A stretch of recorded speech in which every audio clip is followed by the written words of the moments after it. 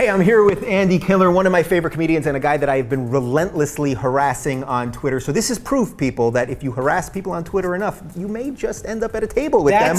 Exactly. With cameras right there. Pretty good. But at least I followed you, and you followed me, because the most annoying thing is, hey, follow me, when people say that. I don't think I asked you to follow. No, you didn't. That's what I'm saying. I was very professional. We followed each other because I liked what you were. I liked the cut of your jib. And so I followed you. So then when you start the direct message hassling, that was probably 8 to 10 times a day. No. I mean, actually, you did the right thing, because if you aren't persistent with me, I will forget everything. Yeah.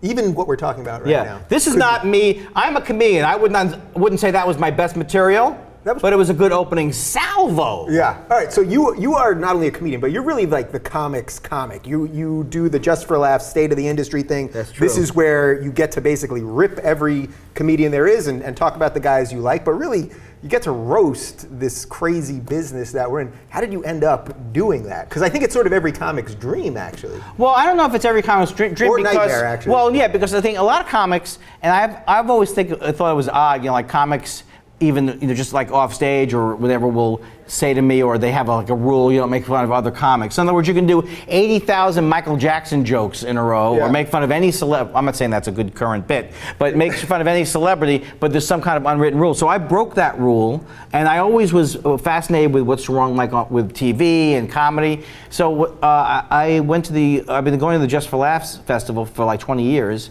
And it just happened to work out that way. And I did this speech one year about, I wrote an article for National Lampoon about how to be a hack comic, which is still on my website, andykindler.com. I have read it. None of the above. That's what you click on. And if you want to see my tour dates from the early 2000s, they're still up.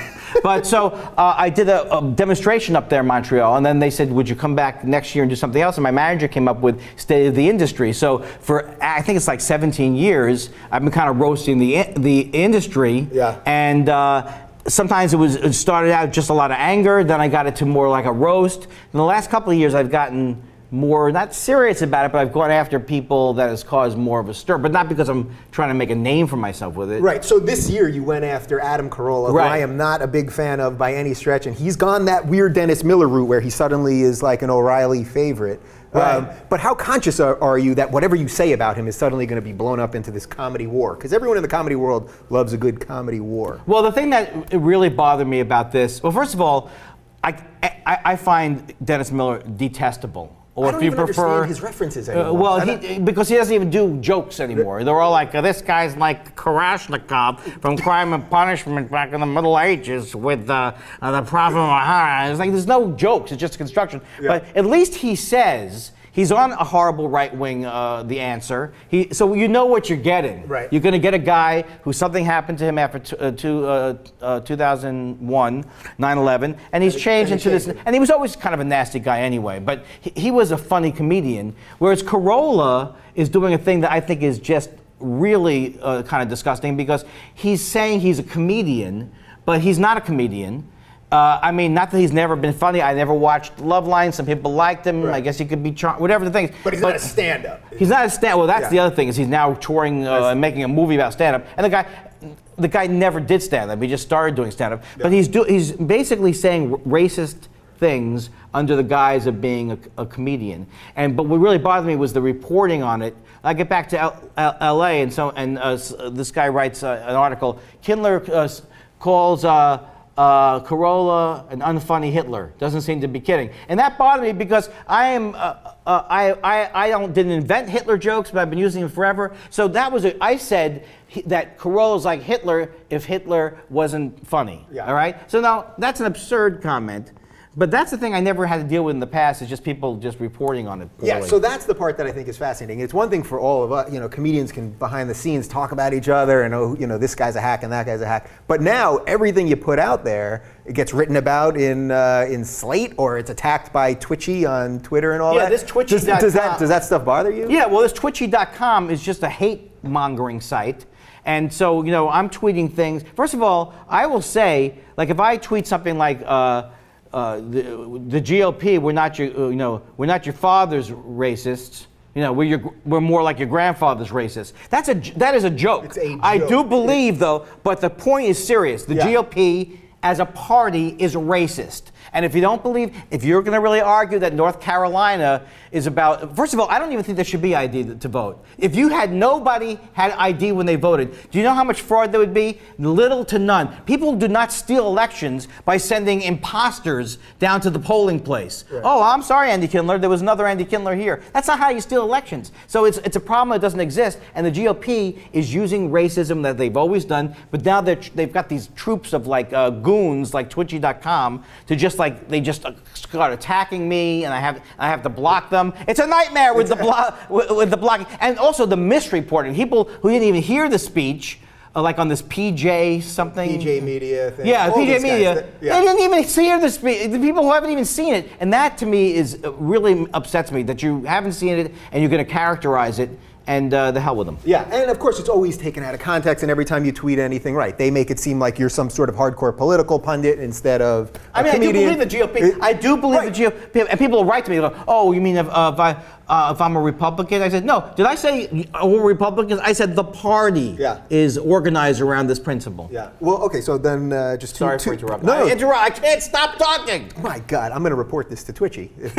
All right, so two quick last things. So one of the things that I really genuinely admire about you is that you put this stuff out there and unapologetically, and you get shit from the industry and all that. Yeah. And I'm trying to do the same thing. I like to think I'm doing the same thing. How much do you get concerned that it will affect your career or your ability to be cast with people in the future? Because one day Leno could have somebody could say, you know, Leno, maybe you should work with that. Yeah, well, that would never happen on either end. I'm sure he's not going to work with me either. I'm sure.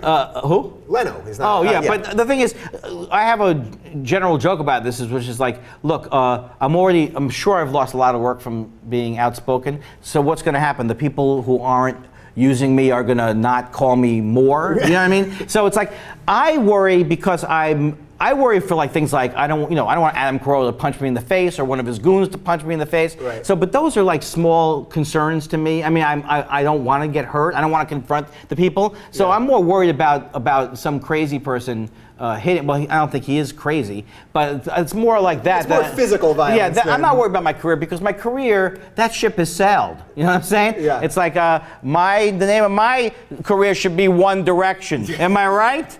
Who's with me?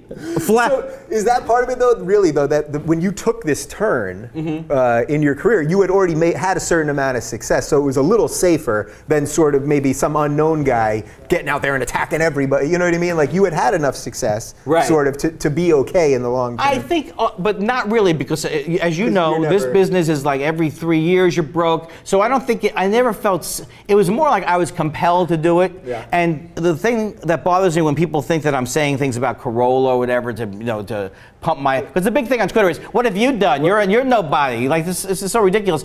But it's more like I'm compelled to do it, and I think but also I've carved out a niche. So it's kind of cool because people like that I do it, and I don't do it for that reason. So it's like as many people as I've alienated, I've also attracted.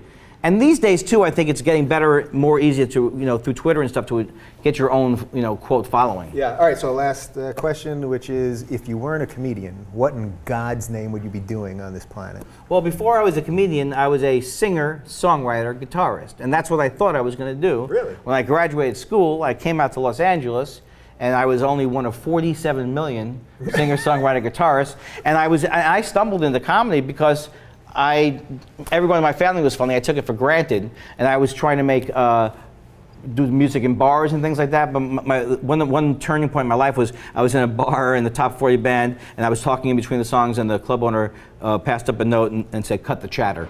So, so music would be my next choice. But then I actually loved being, and this is gonna sound wrong, but I love being a waiter and I love being a bartender. So I always say to myself, that job was pure joy to me, although it drives some people crazy. So I think being a waiter would be my next go-to position. Wow.